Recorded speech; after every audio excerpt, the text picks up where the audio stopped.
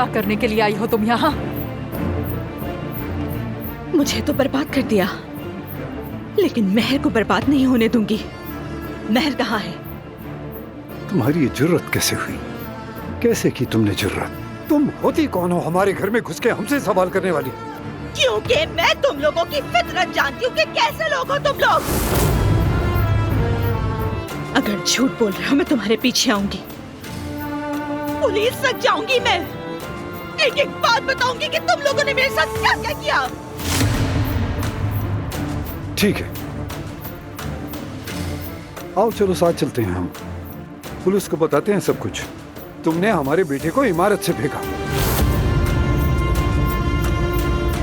बेहतर होगा कि मेहर को कुछ ना हुआ हो।